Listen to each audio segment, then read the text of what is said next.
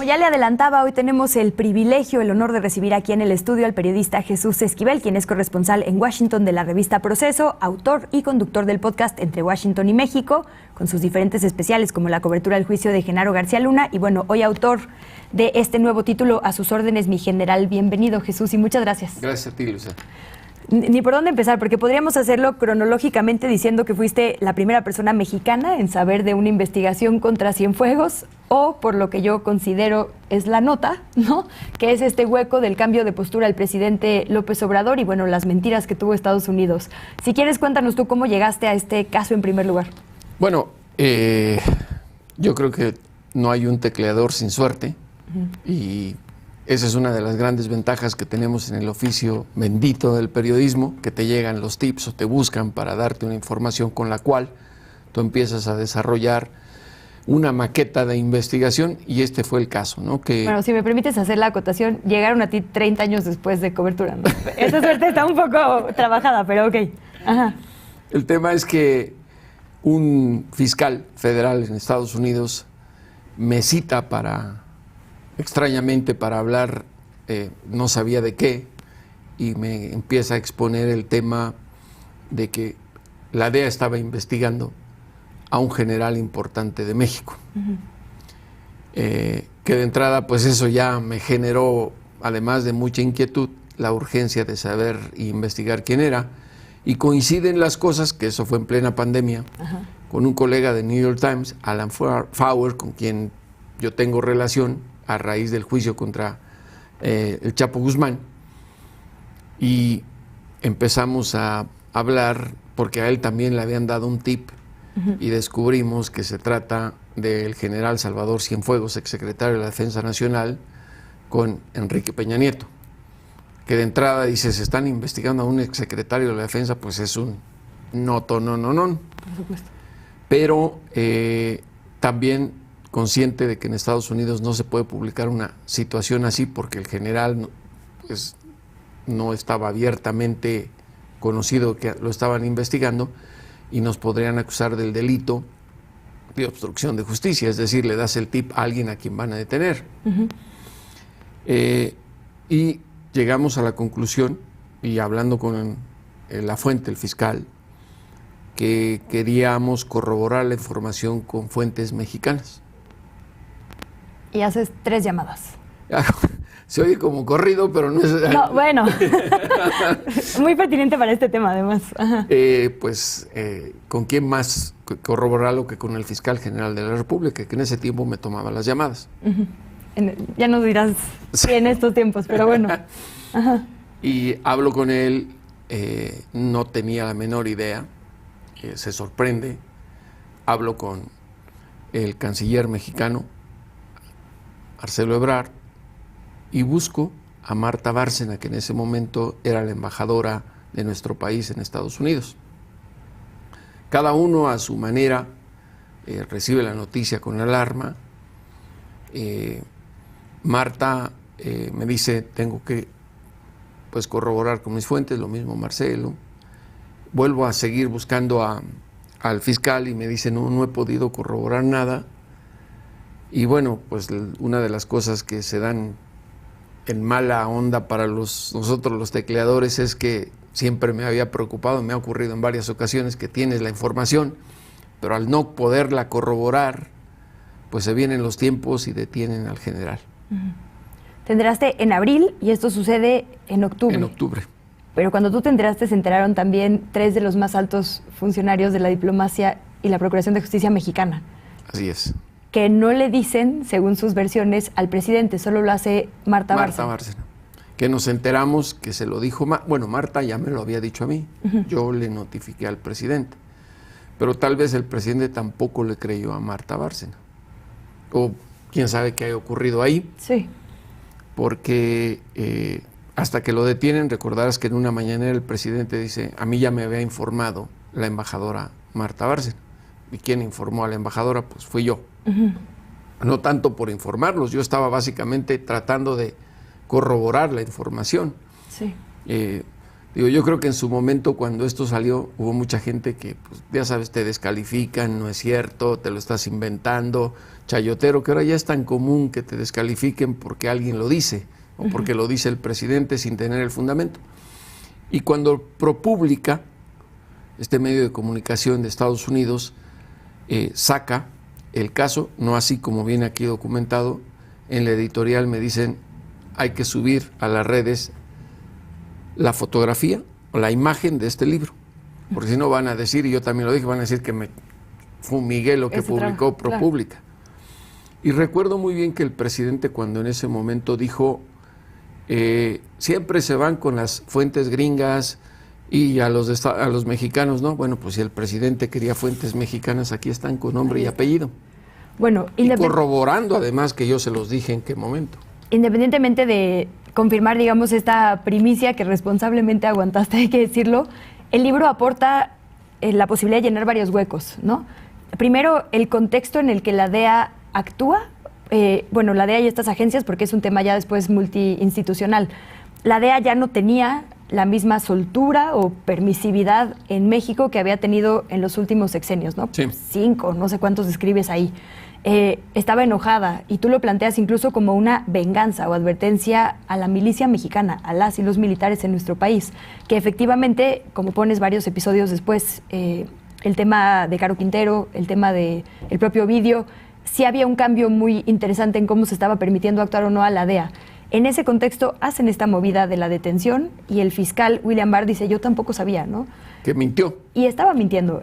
La más alta esfera, digamos, fiscal contra fiscal, cancillería contra cancillería, le estaban mintiendo los estadounidenses a México. Sí. Llenas esos huecos y esto explica, de alguna manera, el cambio de postura del presidente López Obrador. Conforme él aprende esto también, dice, pues esto ya no es una buena noticia contra Peña, sino un ataque contra nuestro país. Y me parece que el presidente, al estar recibiendo, una vez que fue detenido Cienfuegos en Los Ángeles, las visitas tan constantes de militares a Palacio Nacional, lo han de haber percibido también como esto puede ser una agresión a la Secretaría de la Defensa Nacional por parte de la DEA y el gobierno de Estados Unidos en general, porque, como lo pongo en el libro, a William Barr le llevaron a dar un briefing completito, un informe completo de qué se trataba y de en qué estaba sustentada la investigación, si no el gran jurado no hubiese establecido los cargos criminales. Claro. Ahora, yo recuerdo perfectamente que a mí se me hacía increíble que un caso así, una vez que fue detenido, todavía Barr sostuviera que él no sabía. Tan fue burda la mentira allá, que una vez, me adelanto un poquito, que liberan al general y que lo regresan a México sin cargos, los fiscales que estaban supervisando la investigación en protesta renuncian al Departamento de Justicia en Estados Unidos. Sí, por ahí te dicen algo así como fue atroz lo que se hizo con el caso. Pero además creo que también tomaron su venganza los fiscales. Es una señal también que hayan porque renunciado. No le entregaron el expediente completo del caso al gobierno mexicano. Eso es central porque cuando lo liberan en este menos de un mes que pasa, digamos, detenido y se hacen estas gestiones, digo, Barr dice es más importante la buena relación con México que lo que podría haber en esta investigación, que primero dice, aunque es una investigación sólida en sus memorias, pero luego Barr le dice, sí, la verdad no había nada, entonces imposible confiar en su palabra, ¿no? Mandan, dices, este archivo o expediente descafeinado, que es el que finalmente evalúa la Cancillería para presentarle al presidente y se determina que no hay nada que perseguir. Y la Fiscalía. Entonces, ¿tú crees que podría haber algo que perseguir, pero no se entregó a nuestro país? No se le entregó. Hay algo. Y lo pregunto porque el paralelismo es el caso contra García Luna, que Exacto. Aquí reportas, se decidió primero ir contra García Luna y luego contra Cienfuegos, pero básicamente es la misma actitud. Mismas complicidades, una se comprueba y la otra se descarta. Es que el pensar que William Barr tenía el expediente en sus manos, no. Eso les corresponde a los fiscales. Es ilegal en Estados Unidos que el Procurador General de Justicia intervenga en un caso. Los fiscales tienen independencia en ese sentido ante las cortes. Imagínate que un juez federal se enterara, es que metió la mano el procurador, así se llame William Barr, se llame como se llame, lo acusan. Es ilegal. Entonces, cuando se enteran que ya había un acuerdo entre México y Estados Unidos para regresar al general, pues los fiscales que tenían el expediente lo rasuraron. Le mandaron a México una parte. ¿Y tú crees que William Barr lo haya revisado? Absolutamente no. Porque además en estas fichas que envían entre California y Nueva York, donde iba a ser finalmente, digamos, esta audiencia, se dice que había la intención de embargarle propiedades, ¿no? Y dinero lavado, digamos, producto de esta actividad ilícita. Supongo, porque lo veo en el caso de García Luna, que no son cosas que no les interesen, están Claro. ahí guardadas. Exactamente. ¿Para qué? No sabemos. Lo que sí te puedo decir que me parece que al gobierno de México en un principio le quisieron tomar el pelo. Lo digo en el sentido porque pues, quería México saber qué estaba pasando, ¿no? Sí, claro. Y William Barr le decía, pues es que yo no sé. No, hasta cierto punto. Y el embajador Landó también. Bueno, Landó ni contaba.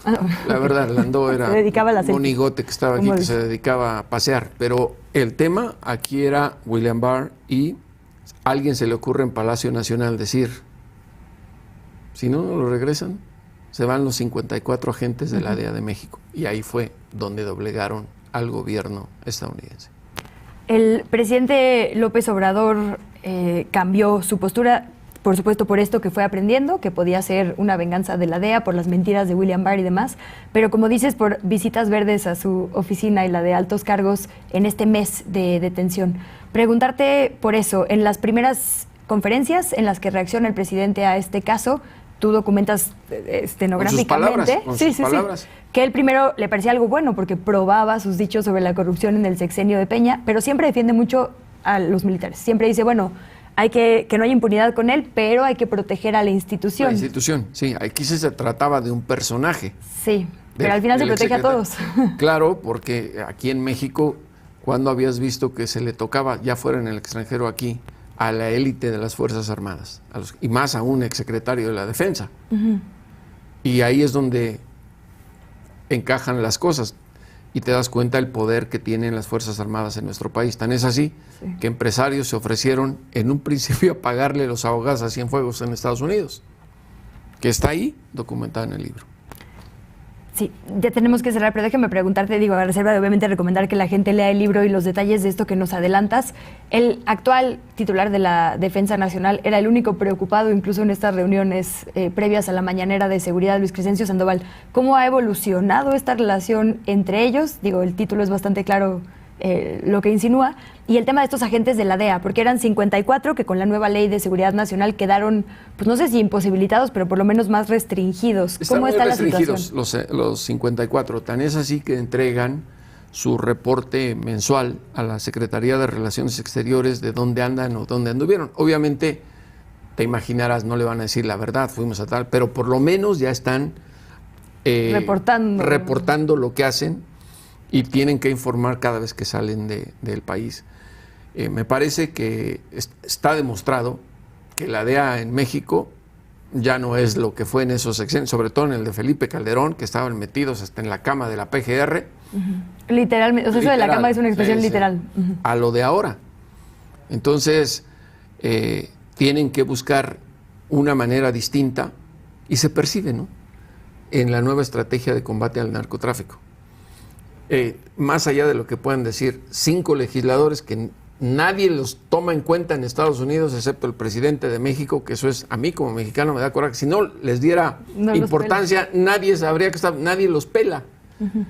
Pero está muy clara la situación. Estados Unidos vive una pandemia de drogadicción, de muertes, sobre todo por fentanilo, 292 cada 24 horas, Luisa. Es muy grave. Sí, y exponencial, ¿no? Cada año. Claro. Oye, perdón, es que ahora que dices esto de la cama y, perdón, la entonces Procuraduría, no puedo no preguntarte. Sin duda hay personas que tienen cosas que decir, que estén ahorita en Italia como personal diplomático es otra cosa, pero... Eso es otra cosa. Hay muchos cabos sueltos y en algún momento en las transcripciones se dice, le respondía directamente al presidente Enrique Peña Nieto. Tanto en el caso García Luna como en el de Salvador Cienfuegos, la gente dice, bueno, ¿y los presidentes? ¿Y Peña y Calderón? No, pues, hay que esperar a ver qué ocurre con Genaro García Luna. Va a ser un personaje importante, porque ya fue declarado culpable, potencialmente el 27 de junio, el juez Brian Cogan lo puede sentenciar a cadena perpetua o a 20 años de cárcel. Ahora bien, el Departamento de Justicia nunca le ha retirado la oferta de convertirse en testigo cooperante. Tiene 54 años, Luisa. ¿Tú crees que quiera salir de la cárcel si le dan 20 a los 74? Cuando se acepta hablar, y además lo traicionó todo mundo, lo dejaron solo durante el juicio, en 5 años puede quedar libre. ¿Qué harías? Pues ahí está el ejemplo de Beitia, ¿no? Que como bien documentas, sí cambió su verdad por salir, por lo menos en la vejez, con su familia.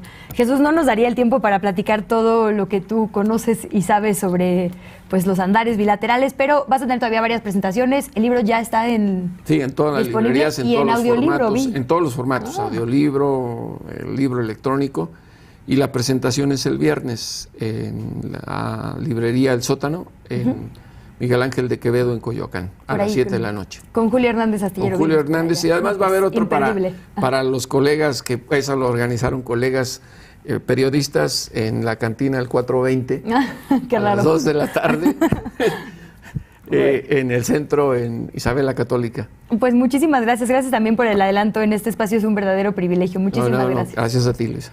Jesús Esquivel, a sus órdenes, mi general, el caso Cienfuegos y la sumisión de AMLO ante el poder militar. No se pierda las siguientes presentaciones porque seguro habrá conversaciones muy nutridas sobre lo que pasó en ese capítulo de la historia de nuestro país. A una pausa y regresamos con más.